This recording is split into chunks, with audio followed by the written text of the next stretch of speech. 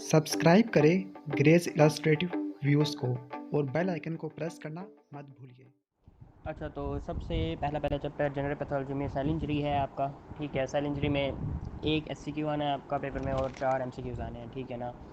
SCQ असल मैं आपको एक बात बताऊं जनरल पैथोलॉजी की कि ना, इसमें से एससीक्यूज जो भी आते हैं ना वो जनरल टाइप आते हैं। ठीक है ना, वो बंदा खुद भी लिख सकता है आराम से। ठीक है ना। उसमें ऐसा कोई ज़्यादा मसला नहीं होता। मसला होता है माइक्रो में। ठीक है ना, जहाँ पे सिनेरियो वगैरह पिक करने होते हैं या फिर भूल जाता है। ठीक है ना, जनरल का इतना मसला नहीं होता। वो अगर आपने पढ़ी हुई हो ना, बगैर रिवाइज करके भी जाए ना, तो आपका एससी के बड़े सुकून से हो जाना होता है। ठीक है ना। तो चलें शुरू करते हैं। इसमें पहले तो इंट्रोडक्शन टू पैथोलॉजी ये पढ़ लेना। पहली दफ़ा पढ़ रहे होंगे ना तो हर चीज़ पढ़नी पड़ेगी आपको। ठीक है ना। दूसरी दफ़ा शॉर्ट लिस्टिंग करके चीज़ें छोड़ के जाना। ठीक है। अब यहाँ पे पैथोलॉजी की डेफिनेशन कर लेना बस, और 2 पॉइंट्स लिखे हुए हैं, टियोलॉजी पैथोजेनेसिस ये भी। ठीक है। फिर उसके बाद overview of cellular response to stress and noxious stimuli.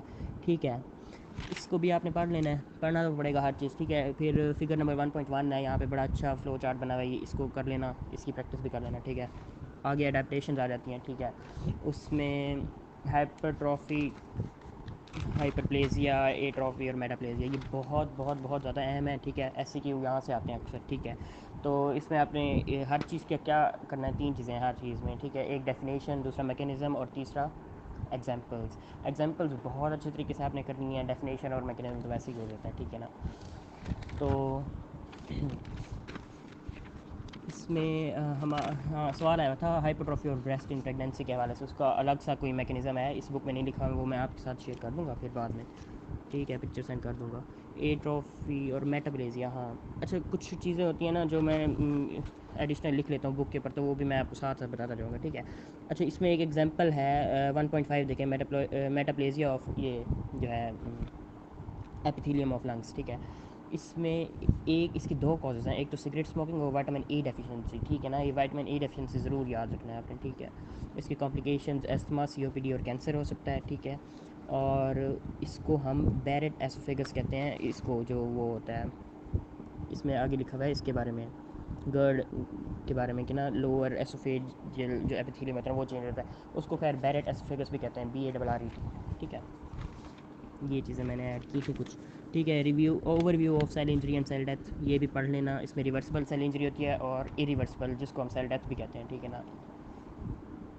Causes of cell injury, इसकी हेडिंग्स याद कर लेना। ठीक है, हेडिंग्स याद कर लेना, और जो अंदर से है वो एक दफ़ा पढ़ने की ज़रूरत है, उसके बाद आपको खुद ब खुद आ जाएगा, वो इतनी सिंपल सी बातें हैं। ठीक है। टेबल नंबर 1.1 हमारा UQ था ये। ठीक है ना, इसमें नेक्रोसिस और प्रोक्रोसिस में फ़र्क था। ठीक है, 6 के 6 पॉइंट्स लिख देने थे। ठीक है, पूरे नंबर मिल जाने थे यहाँ से। ठीक है, आगे आ जाता है अगला पेज पे नंबर 8 है। ठीक है, बुक सामने रख लें अपनी। ठीक है, the morphology of cell and tissue injury, इसमें इसका इसका फिगर भी देख लेना, इस समझने वाली बात है। खैर 2 एम्स याद रखना, एक माइटोकॉन्ड्रियल डिसफंक्शन की वजह से और मेम्ब्रेन डिस्टर्बेंस की वजह से। ठीक है, 2 एम्स। ठीक है। अच्छा, फिर उसके बाद रिवर्सिबल सेल इंजरी के 2 जो मॉर्फोलॉजिकल कोरिलेट्स हैं, ये UQ है, आता रहता है। ठीक है ना, सेलुलर स्वेलिंग और फैटी चेंज, इनकी मॉर्फोलॉजीज बहुत अहम है, बहुत अहम है, बहुत अहम है। ठीक है। फिर उसके बाद नेक्रोसिस की डेफिनेशन, उसकी मॉर्फोलॉजी। अच्छा, इससे पहले एक बात मैं आपको ये बता दूं कि क्रॉनिक अल्कोहलिज्म लीड करता है फैटी लीवर, वो कैसे, उसका मैकेनिज़्म है। ठीक है। तो ये जो चीज़ है ना, इसका मैकेनिज़्म पूछा हुआ होता है UQ में। ठीक है, तो वो मैं आपको लिखा नहीं हुआ, ये बायोकेमिस्ट्री में आपने पढ़ा होगा। ठीक है, वो मैंने लिखा हुआ, तो वो मैं आपको शेयर कर दूँगा इससे वो। ठीक है। फिर उसके बाद हिस्टोलॉजी फैटी लीवर की। ठीक है, उसमें भी एट द बिगिनिंग एक होती है और लेट स्टेज में होती है, वो भी मैंने कंपाइल किया है, वो मैं आपको सेंड कर दूँगा। ठीक है। फिर हम नेक्रोसिस की तरफ चलते हैं, डेफिनेशन वगैरह, और फिर उसके बाद मॉर्फोलॉजी नेक्रोसिस की। ठीक है, साइटोप्लाज्मिक चेंजेस और न्यूक्लियर चेंजेस। अब आप जब मॉर्फोलॉजी नेक्रोसिस की पढ़ेंगे तो आपका दिमाग ख़राब हो जाएगा कि हाँ भाई, हम रिवर्सिबल सेल इंजरी जो थी, सेलर स्वेलिंग और फैटी चेंज, उसकी मॉर्फोलॉजी और ये नेक्रोसिस की मॉर्फोलॉजी तो मिल जुल रही है। ठीक है ना। तो ये याद रखें कि वहीं जो रिवर्सिबल सेल चेंज होगा ना, वहीं उसी की आगे प्रोग्रेशन से ही इरिवर्सिबल की तरफ जाएगी इंजरी। ठीक है ना, तो वो चीज़ें भी आपने लिख के आगे न्यूक्लियर चेंजेस की तरफ चल पड़ना है, तो फिर नेक्रोसिस की मॉर्फोलॉजी कंप्लीट होगी। ठीक है ना। तो यहाँ पे मैं काफ़ी पजल होता था, लेकिन आपको मैं पहले बता देता हूँ। फिर पैटर्न ऑफ नेक्रोसिस, तो बहुत ही अहम सवाल है ना, यहाँ से तो अन्य क्वेश्चन आते हैं पेपर के अंदर। ठीक है ना, MCQs SCQs। वो आप देख लेना, इनकी एग्जांपल्स खास तौर पर याद करना, ठीक है। और ये जो फिगर्स होती हैं ना, ये साथ साथ देख लिया करें, क्योंकि ये ऑस्पी में आ जाती हैं फिर, ठीक है ना, अक्सर। तो इन फिगर्स को भी साथ साथ देख लिया करें, इनके नीचे जो डिस्क्रिप्शन होती है थोड़ी वो पढ़ लिया करें, तो बहुत ज़्यादा अच्छे से हो जाती है तैयारी, ठीक है। फिर मैकेनिज़्म ऑफ सेल इंजरी, ये काफ़ी वास्ट टॉपिक है, ठीक है, लेकिन आपने पढ़ना है इसको। और मैंने ऐसा किया था, इसको कंपाइल करके ना एक फ़्लो चार्ट मैंने बनाई थी, ठीक है, वो भी मैं आप लोगों के साथ शेयर करूँगा, ठीक है। लेकिन ये है कि आपने इसको पढ़ना ज़रूर है, ठीक है। डिप्लीशन ऑफ एटीपी, इसके पॉइंट, हर चीज़ के ना पॉइंट्स देख लेना सिर्फ, ठीक है ना, कि हाँ भी ये कैसे इन्फ्लक्स ऑफ कैल्शियम कैसे कैसे कॉज करेगा, सेल डेथ कैसे कैसे कॉज करेगी, ठीक है। बाकी फिर ऑक्सीडेटिव स्ट्रेस वाला टॉपिक एक है, वो ज़रा कॉम्प्लिकेटेड है, लेकिन आप लोग आसानी से कर लेंगे। पेज नंबर 15 बहुत अहम है, ठीक है, इसको अच्छे से कर लेना। फिर डिफेक्ट इन मेम्ब्रेन परमेबिलिटी, ये भी अहम है। डैमेज टू डीएनए प्रोटीन, जी यहाँ तक बस बहुत अहम है, ठीक है। फिर आगे एक ये है example of cell injury and necrosis, ठीक है। क्लिनिको पैथोलॉजिक कोरिलेट्स, इसमें इसकी स्कीमिया और परफ्यूजन थ्योरी, ये बहुत अहम है, बहुत अहम है, बहुत अहम है, ठीक है। मैंने तो यहीं से की थी, लेकिन मैं आप लोगों को ये ज़रूर कहूँगा कि बिग रॉबिन से आप ये वाला टॉपिक ज़रूर कर लेंगे, क्योंकि बहुत अहम है, ठीक है।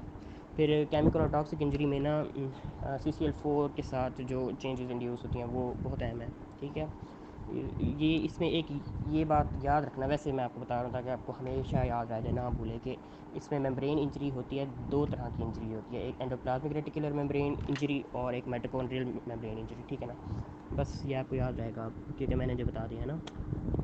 ओके, अब एपोप्टोसिस है, इसमें डेफिनेशन, इसके कॉजेज ऑफ एपोप्टोसिस, ये सारा कुछ याद करना है आपने, ठीक है। इसके मॉर्फोलॉजिकल फीचर्स, अच्छा मॉर्फोलॉजिकल फीचर्स आप जब नेक्रोसिस का करें ना, तो यहाँ इस पेज पे आके ना एपोप्टोसिस की भी कर लेना, कंपेयर करके आप पढ़ेंगे ना, तो आपको बहुत आसानी हो जाएगी रिटेन होने में, ठीक है ना। फिर मैकेनिज़्म ऑफ एपोप्टोसिस बड़ा बकवास किस्म का लिखा हुआ है यहाँ पे, ठीक है ना। मैंने उसको फ्लो चार्ट में असेंबल किया था, बहुत अच्छा लिखा हुआ था, ठीक है। तो आप वो देख लेना फ्लो चार्ट, ठीक है। तो अच्छा, मैकेनिज्म ऑफ एपोप्टोसिस में पहली लाइन आप ये पढ़ेंगे कि ना, of enzymes called caspases, so named because they are cysteine proteases that cleave protein after aspartic residue, ठीक है। अब ये इस चीज़ को याद करना, आप यूँ याद करें, कैस्पेज CASPAS है ना, तो पहले है C, फिर उसके बाद A, C से सिस्टीन प्रोटीजेस और A से आफ्टर एस्पार्टिक रेजिड्यूज, ठीक है।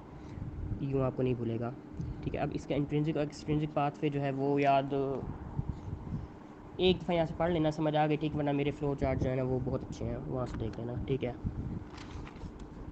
क्लियरेंस ऑफ एपोप्टोटिक सेल्स, इसमें 4 पॉइंट्स आएंगे, वो याद कर लेना, ठीक है। एग्जांपल्स में, हाँ एग्जांपल्स में इस चीज़ का ख्याल रखना कि कौन से टाइप की एपोप्टोसिस किस मैकेनिज्म के तहत काम करिए, ठीक है ना।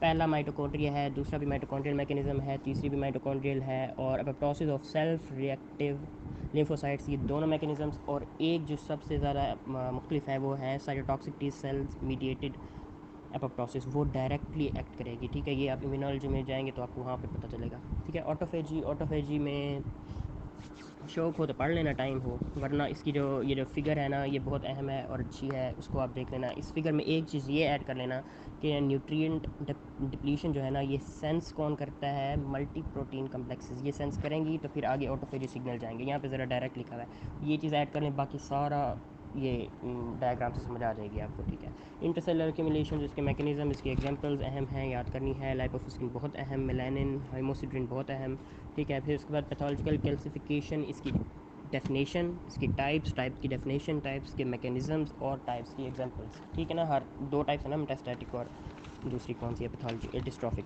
ठीक है। इन दोनों के एग्जांपल्स भी अच्छी तरह से याद करना और इनकी मॉर्फोलॉजी भी, ठीक है।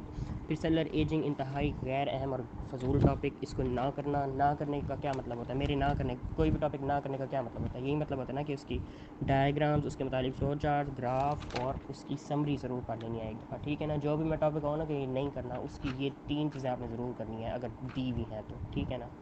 तो सेलुलर एजिंग की सिर्फ ये फिगर, ये ग्राफ और इसकी नेक्स्ट पेज पे समरी है, वो कर लेनी है।